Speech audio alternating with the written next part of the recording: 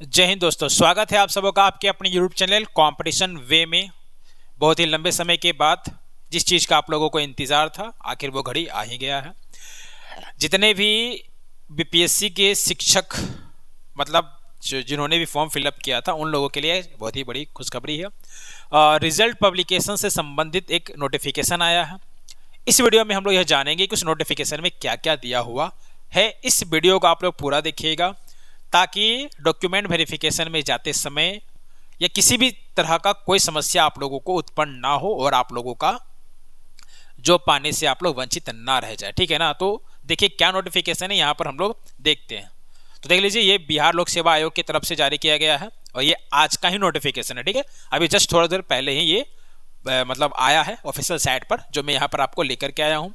और ये जो है वो किससे संबंधित है, तो देख लीजिए, प्रतियोगिता परीक्षा का रिजल्ट से संबंधित ये नोटिफिकेशन है। ठीक है ना। क्या है यहाँ पर, विज्ञापन संख्या 27/2023। ठीक है, विज्ञापन संख्या 27/2023 आप लोगों को पता है ये किसका विज्ञापन है, तो बीपीएससी टीआरई 2.0 शिक्षक भर्ती का ये नोटिफिकेशन है।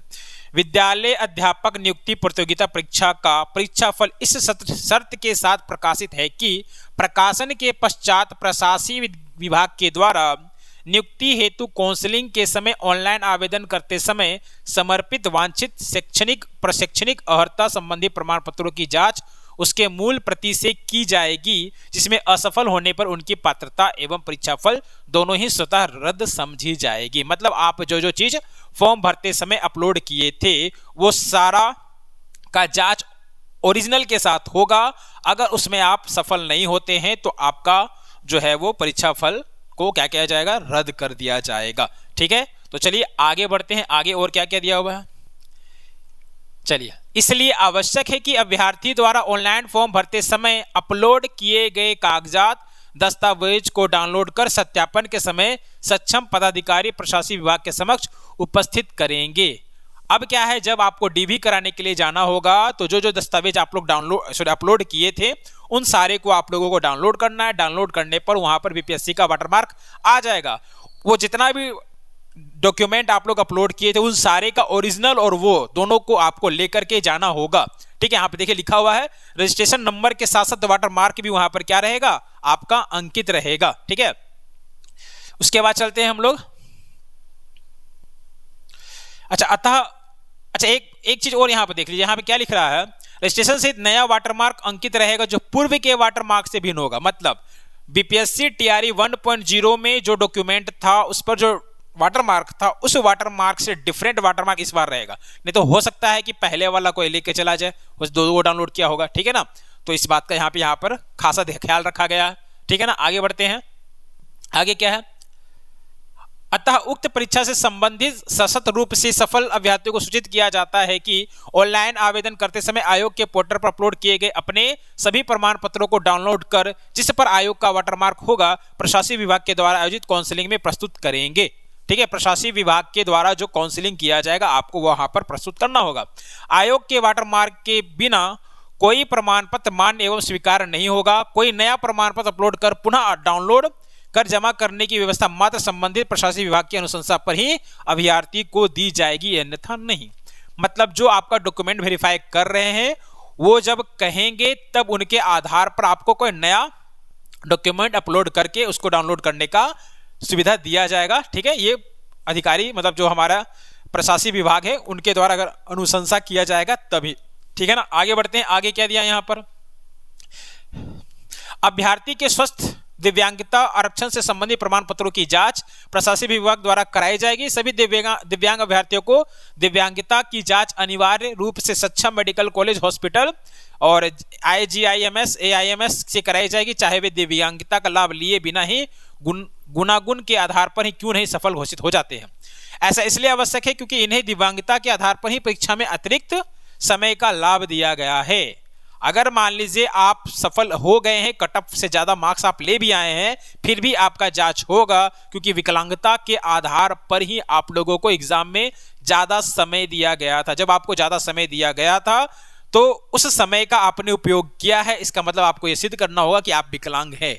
ये उन लोगों के लिए जो विकलांग की श्रेणी में आए थे। ठीक है ना, आगे बढ़ते हैं हम लोग। आगे क्या कहता है, जांच के क्रम में अगर पाया जाता है कि उनके दिव्यांगता का दावा सही नहीं है या सरकार द्वारा निर्धारित मानक के कम दिव्यांग पाए जाने एवं पात्रता स्थापित नहीं होने की स्थिति में ऐसे अभ्यर्थी को कदाचार की श्रेणी में मानते हुए उनका परीक्षाफल स्वतः रद्द समझा जाएगा और उन्हें दोषी मानते हुए विधि सम्मत अग्रेतर कार्रवाई की जा सकेगी। अगर आप विकलांगता के श्रेणी से फॉर्म फिलअप किए हैं और ये सिद्ध नहीं हो जाता कि जो चीज आपने फिल किया था वो सही है, अगर ये गलत साबित होता है तो आप फेल तो करेंगे ही करेंगे, साथ ही साथ आप पर कार्रवाई भी किया जा सकता है। अगले पेज की ओर चलते हैं।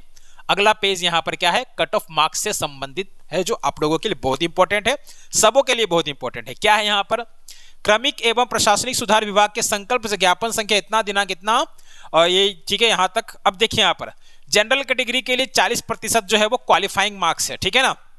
उसके बाद पिछड़ा वर्ग के लिए 36.5 है, अत्यंत पिछड़ा वर्ग के लिए कितना है 34% है, अनुसूचित जाति एवं अनुसूचित जनजाति, महिला तथा दिव्यांग अभ्यर्थियों के लिए, उम्मीदवारों के लिए कितना है 32% है, ठीक है ना। यहां तक ठीक है। आगे बढ़ते हैं। स्पष्ट है कि वैसे अभ्यर्थी जिनका प्राप्तांक इन निर्धारित न्यूनतम अर्हता के से कम है उन्हें मेधा सूची में शामिल ही नहीं किया जा सकता है और फिर उन्हें परीक्षाफल में सफल घोषित करने का प्रश्न ही नहीं रह जाता। अगर मान लीजिए जितने भी जनरल कैटेगरी के विद्यार्थी हैं, अगर उनका 40% से कम मार्क्स आता है तो वो ऐसे ही फेल हो गए, ठीक है, उनका तो कुछ होगा ही नहीं, ठीक है ना। आगे बढ़ा जाए।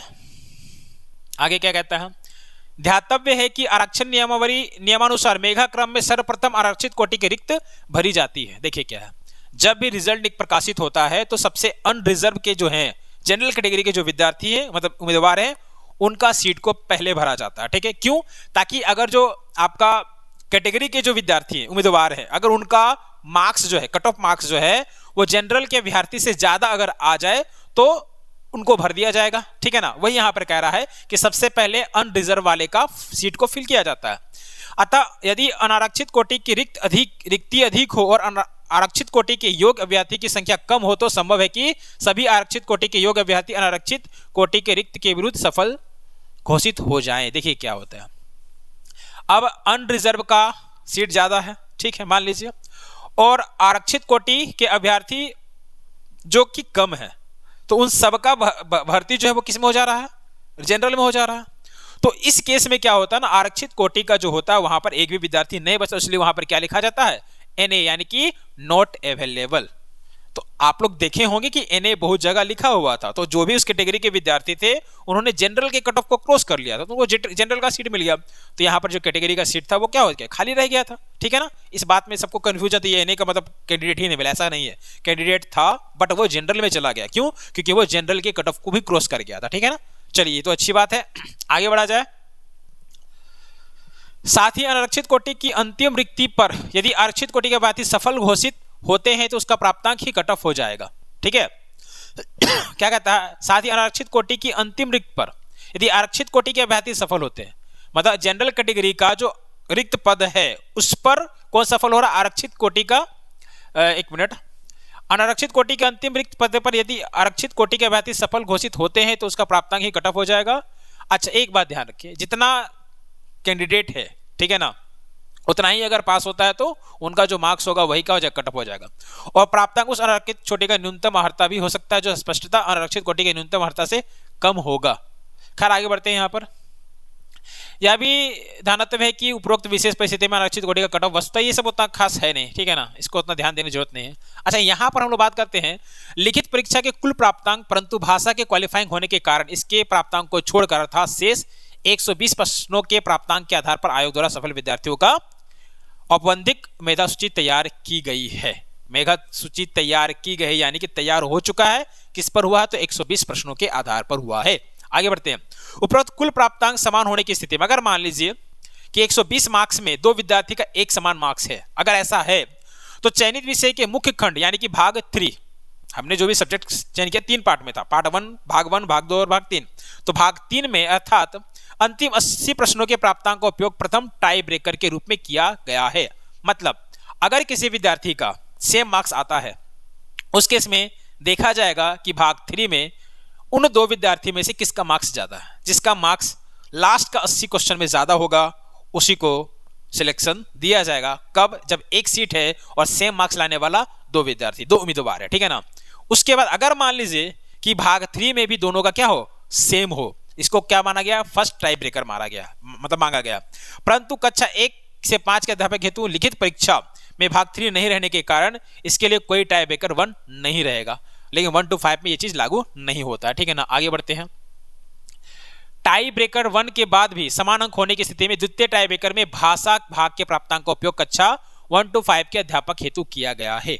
1 to 5 के लिए भाषा का उपयोग किया गया है, ठीक है ना, कि भाषा में किसका मार्क्स ज्यादा है, ठीक है ना। परंतु अन्य कक्षाओं के अध्यापकों हेतु भाषा भाग में गैर हिंदी अभ्यर्थियों के लिए पाठ्यक्रम के अनुसार अलग से प्रश्न नहीं रहने के कारण सभी के लिए समान अवसर लेवल प्लेइंग फील्ड प्रदान करने हेतु बिहार राज्य विद्यालय अध्यापक ने अनुशंसित किया है। चलिए आगे देखते हैं यहाँ पर क्या लिखा हुआ है। कार्रवाई एवं नियमावली इतना की कंडिका 7 एवं ये न्यूनतम अर्हता नियम करने के विवेकाधिकार का उपयोग करते हुए विज्ञापन की कंडिका 6 के अनुसार न्यूनतम अर्हता का आवश्यकता अनुसार शिथिल करने के प्रावधान के तहत भाषा भाग में न्यूनतम अर्हता 0 घोषित किया गया और भाषा भाग के प्राप्तांक को टाई ब्रेकर 2 के रूप में नहीं रखा गया। देखिए लीजिए यहाँ पर क्या बाकी सब्जेक्ट मतलब 1 to 5 के अलावा 6 to 8, 9, 10 और 11, 12 में जो टाई ब्रेकर 2 था, ठीक है, भाषा को नहीं रखा गया। टाई ब्रेकर 2 जो है वो भाषा को रखा गया है 1 to 5 के लिए, बट टाई ब्रेकर 2 जो है वो भाषा को नहीं रखा गया है 1 to 5 के अलावा अदर के लिए, ठीक है ना। और वहां पर जो है भाषा को क्या कर दिया गया है, न्यूनतम अर्हता को 0 कर दिया गया है, ठीक है ना। टाई ब्रेकर 3 और 4 का अगर बात करें तो क्रमशः अभ्यर्थियों को उम्र तथा देवनागरी लिपि में वर्णमाला के अनुसार उसके नाम की वरीयता दी जाएगी। सबसे पहले उम्र को दिया जाएगा, उसके बाद देवनागरी लिपि में यानी कि हिंदी में हिंदी के अनुसार उनके नाम को वरीयता दी गई है, ठीक है ना, दी गई है। यानी कि हम लोगों का रिजल्ट मतलब शिक्षकों का रिजल्ट तैयार हो चुका है, हो सकता है मे भी कल प्रकाशित हो जाए, क्योंकि यहाँ पे देख लीजिए वरीयता दी गई है यानी कि दे दिया गया है, ठीक है। आगे बढ़ते हैं। अब यहाँ पर सबसे बड़ा थोड़ा सा दुख का विषय ये है उन विद्यार्थियों के लिए जिनका NIOS से 18 महीने का कोर्स था। इसको पढ़ने से यही पता चलता है कि शायद उन लोगों को रिमूव कर दिया गया है, मतलब वो लोग जो है वो योग्य नहीं है। शायद मे भी ये गलत हो, बट इसको पढ़ने से यही लगता है कि ऐसा हुआ है कुछ, ठीक है ना। तो इस वीडियो में मैं इतना ही रखता हूँ। बाकी देखिए, हो सकता है कल रिजल्ट आ जाए या हो सकता है परसों रिजल्ट आ जाए, तो आप लोग कमेंट करके अगर रिजल्ट आएगा तो आप लोग जरूर बताइएगा कि किनका किनका रिजल्ट हुआ है, ठीक है। तो मिलते हैं अगले वीडियो में नए अपडेट के साथ, तब तक के लिए जय हिंद।